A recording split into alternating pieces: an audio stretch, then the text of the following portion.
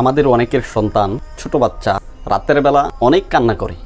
আজকে থেকে আমরা এমন একটি আমল শিখব যে আমল করলে পরে রাতের বেলা বাচ্চার কান্না একেবারেই বন্ধ হয়ে যাবে, আর কান্নাই করবে না। আমাদের সকলের পরিবারেই ছোট ছোট বাচ্চা আছে, সন্তান আছে।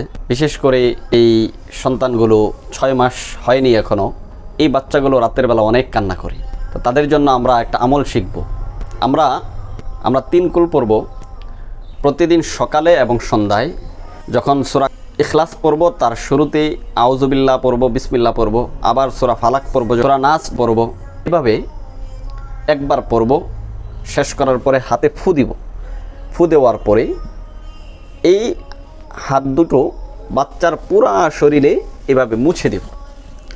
একবার মুছব, আবার 3 কুল পড়ব, কুল হুয়াল্লাহ সূরা এবং সূরা কুল আউযু বিরাব্বিল ফালাক এবং সূরা নাস।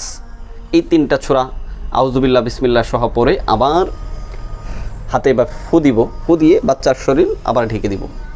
এভাবে 3 বার দিব।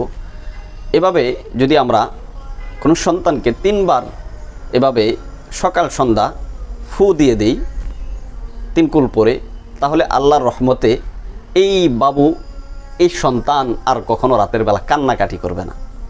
আল্লাহ তাআলা আমল করার তৌফিক দান করুন। আমিন।